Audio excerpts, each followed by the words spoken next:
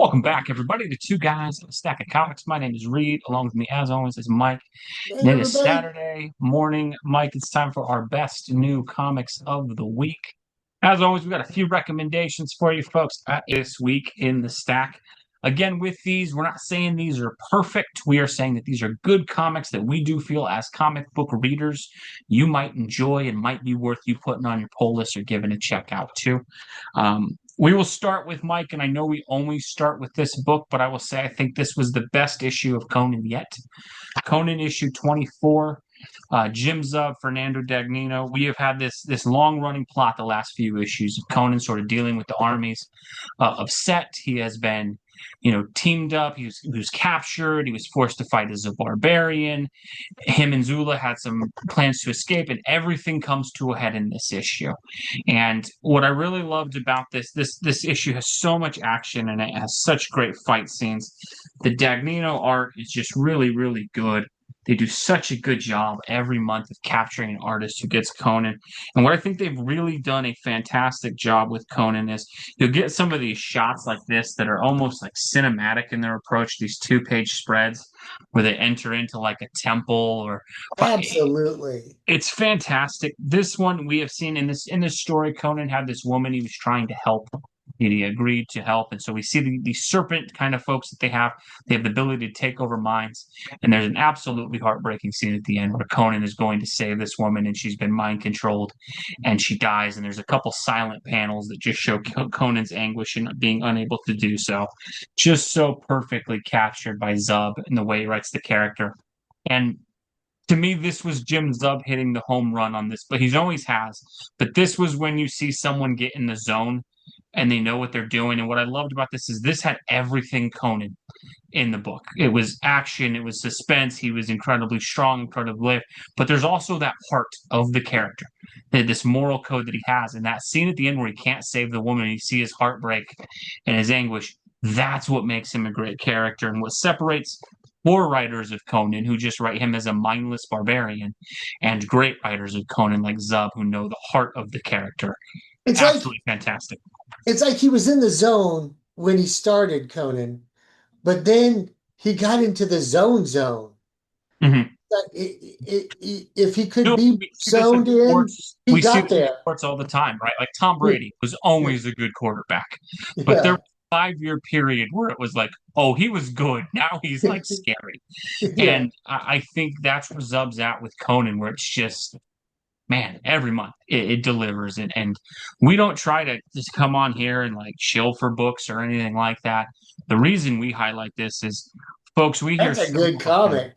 That's a good Well, and comic. we hear so often modern comics are no good. There's no great books on the shelf. No, this would have been a great comic in the 60s, in the 70s, in the 80s, in the 90s, whatever era of comics that this would have been released in. This would have been a classic run. It's fantastic. You are missing out. If you love comics, you are missing out by not buying that book. Yeah, it's like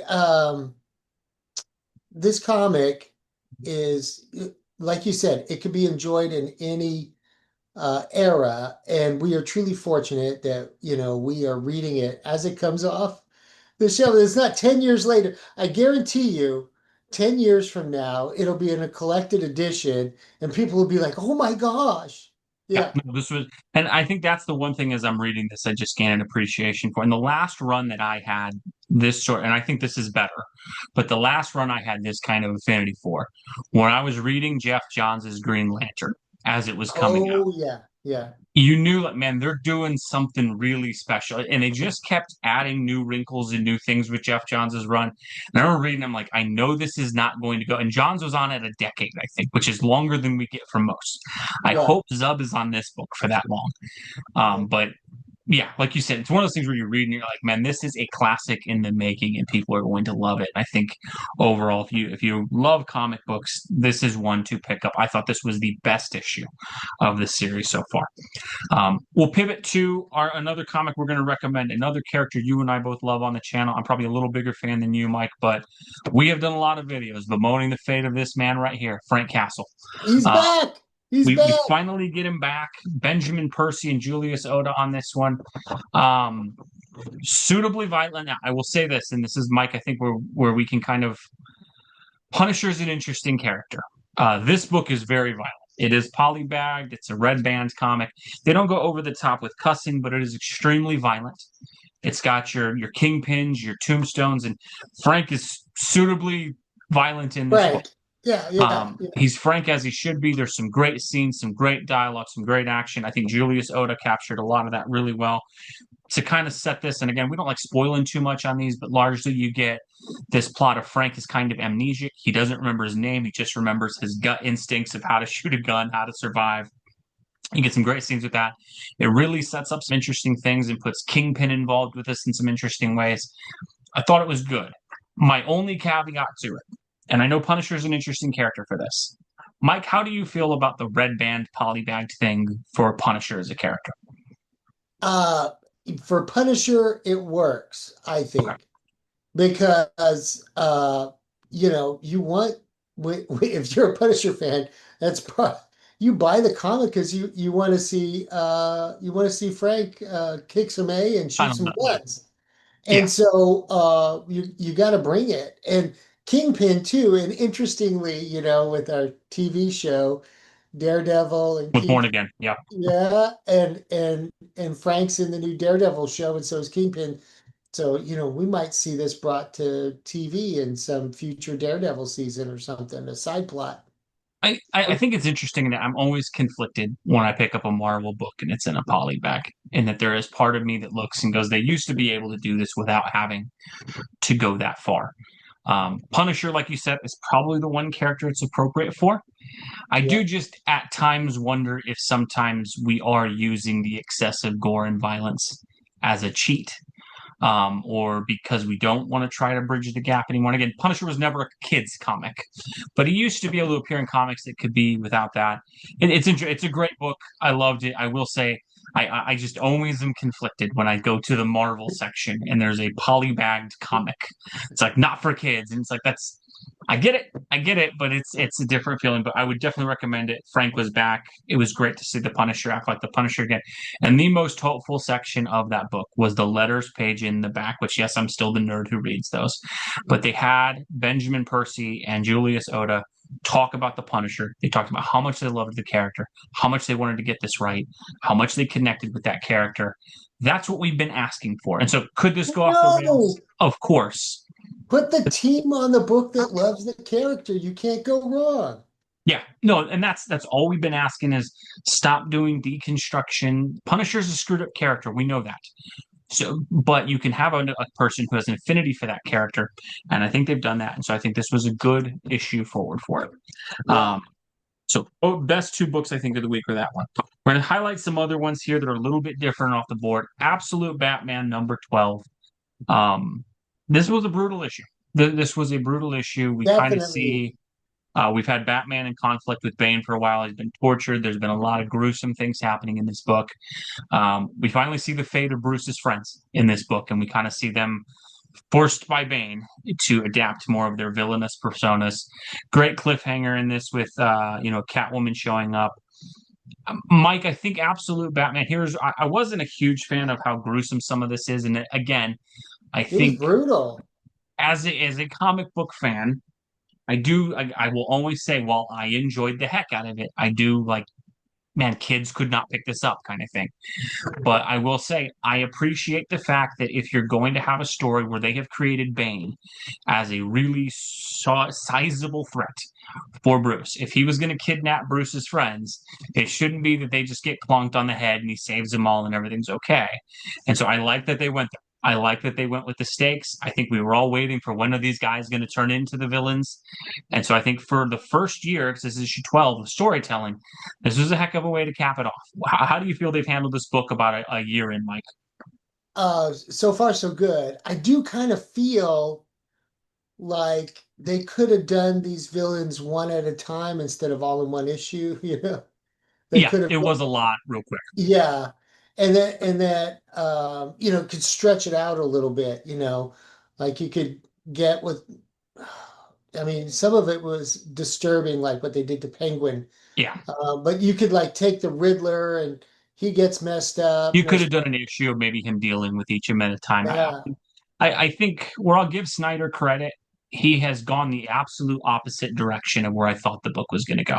I thought this book was going to get bogged down in real world issues, especially when they talk so much about a Batman with no money. And it hasn't been that. This has been a 90s throwback comic book with a ton of action, one liners, and stuff like that. And so it was gruesome, but I will say it kind of is consistent with where the book has been going and what this Bane arc has been. It does set up an interest, and we finally see Batman teaming up with Alfred at the end to kind of to get ready for the threat that is Bane.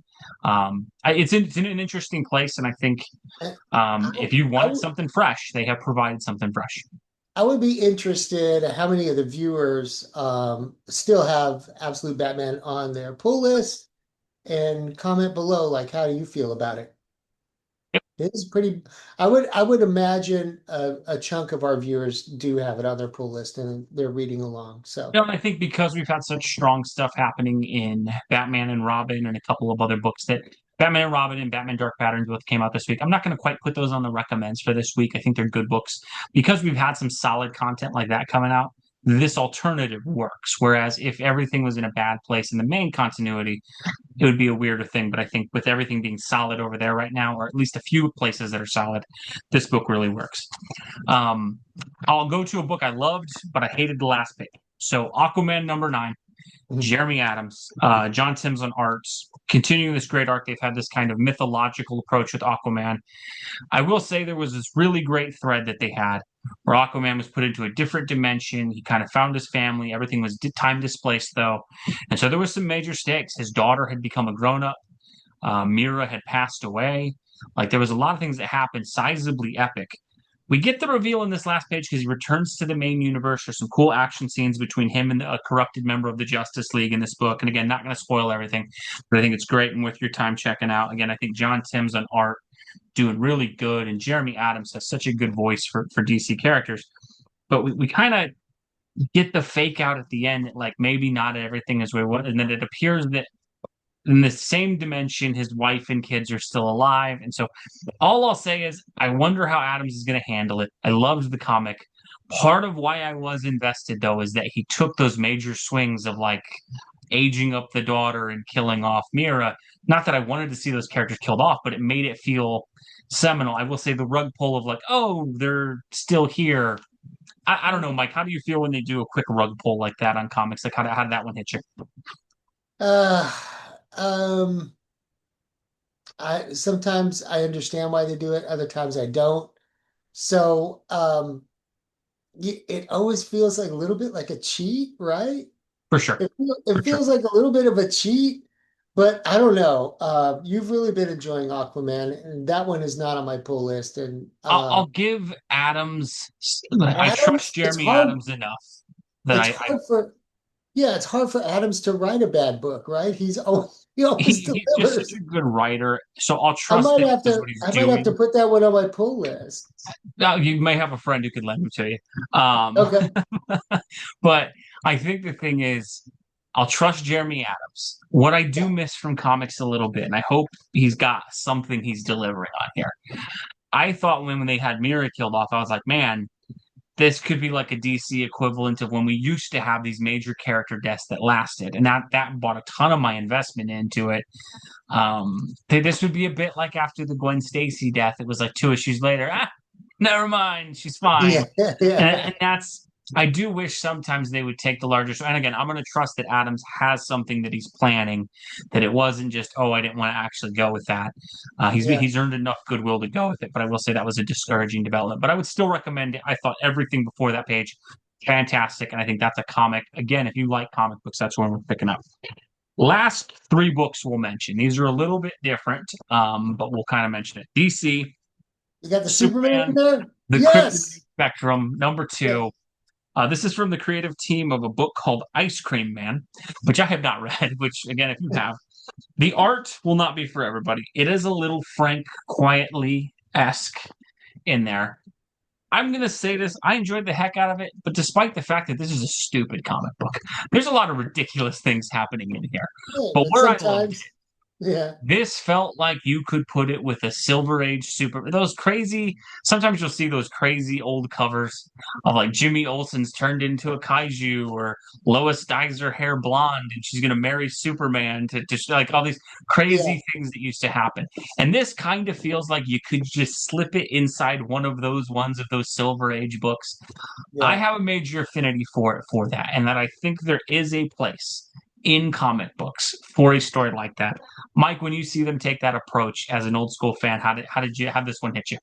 It's heartwarming. It's really heartwarming to see it. And, it's a comic you can give to your kids and not worry about Superman going rogue or something. And Daddy, why is Superman killing everybody? Uh, it's a throwback to some of the old storytelling, which is near and dear to my heart. And it doesn't hurt in this day and age when everything's so dark and desperate for you to have a fun comic like that. And, comics can be stupid. That's one of the beautiful things about the medium. I mean, you can go from that to the Punisher, you've got everything in between. And so that's the beauty of the medium. So I got to roll with it. I give it 2 thumbs up. Yeah, I think, and we're getting so much Superman content right now. The main Superman book's good. We got Absolute Superman. Mark Waid's on Action Comics. I think there's a place for a book like that in comic books. And I'll say this: we put it on the recommends. I want to make sure major caveat to it. This is if you want some Silver Age kind of fun. If you want something that feels like those. If you want a more serious take on Superman, that's not the book for you. We just Yeah. thought we'd mention it because we love when books kind of take that risk of going back to a little bit of roots of 60s, 70s comics and having some fun. And so that one made it for us. I will say $5.99 on the price point though, so that one as well. But I enjoyed it, thought it was worth it. Last two indie books, Redcoat number 14. We just did a video about Redcoat itself. This one deals with kind of Dolly Madison, the War of 1812, all that kind of crazy stuff. Again, where I love this book, fun historical fiction. And that's, I thought this was a really well written issue. It's so fun to see him interact with real life historical characters. We kind of have them saving this painting of Washington at the end. We get some major teases about things to come. This is just such a fun comic book. Mike, I know you've been enjoying Redcoat. What'd you think? I love Redcoat, and the art delivers. This is another home run, and I love the historical fiction and the fun little side things that happen between the panels, where you get some historical fact mixed with the fiction. It's great. You can tell again, like what we were saying earlier, when the creative team is really into it, you can tell, and they produce good stuff. And this team is knocking it out of the park. Yep. Last one I'll mention, because I like mentioning smaller indie books and when I can find them. And so I don't know how many people know this property. I barely know it. I remember seeing some old cartoons of it, and mainly because my young son still watches a lot of old school Scooby Doo. We saw a couple episodes. Blue Falcon and Dynomutt from Dynamite Comics. Now, this is a 60s silly cartoon. Jimmy Palmiotti and I think it's Pasquale Quano are on the art on this. They take this very seriously in this book, with Blue Falcon being a more serious superhero. There's some tragic things that happen. They actually did kind of a more a grounded thing of what is going on here. What I will say, Dynomutt, you gotta it's love. interesting to see them take a property like this and take it serious. What I'll say, it's a heck of a pitch for a comic book in that um, I just Was that appreciate when they take a swing sometimes. I don't was think the this was story too good? far. It's a good story. You kind of set up this, the Blue Falcon character is more set up as more of a serious superhero. You have this, he's very connected with his dog. Something tragic, John Wick-esque happens at the end of the book that seems to set up what'll happen next. All I will say for the book, it was drawn well, it was written well. I kind of just picked it up on a whim because I saw the cover and thought the cover art was cool. I enjoyed the heck out of it. And I don't know where they're going to go with it. I don't have a huge attachment to these characters. So if you love that cartoon and it's your favorite, you may think it's important. I just thought it was a really well written and engaging comic book and was really surprised. And it's by Dynamite. And if you can support Dynamite, support Dynamite. They're going through some struggles, With that with and Diamond for you sure. know, we love Dynamite. They've produced a lot of great comics over the years, and I really want to see them succeed. So I might Well, and have they do seem to that one take on their my pull list too. licensed, they seem to take these licensed ones they get very seriously. And I think while I'm not as up to date on the Thundercats book as I used to be, they did a good job taking that seriously and Yeah. putting a lot of passion into it. I loved what they did with James Bond for such a long I time. I was gonna say, Um, don't forget your James Bond. yeah, they've been too long since there's been a James comic book. I think about almost a year now with no Bond, so I don't know what Dynamite's doing there. But when they take these things, they do take it serious. They normally put some great cover art, but I think the interiors have been good. Space Ghost was another one that came out this week. Ace I Ghost didn't was quite have great. it on the recommend, but solid issue. But yeah, I think Dynamite, they take some of these licensed properties pretty seriously. And so I think it's an out there book. I don't know how many people will go for it, but I thought it was worth mentioning because I thought they took a really interesting approach. And I ended up reading it twice because I thought it was just really interesting. And I was like, man, I want to see what happens with that. And so, interesting book. Let us know though, folks. What did you think down below? What was your near stack for this week? What was your best comic book? Did you enjoy it as much as we did? Agree or disagree? We love seeing your thoughts down below. Thank you for watching, folks. God bless you. Thanks, everybody.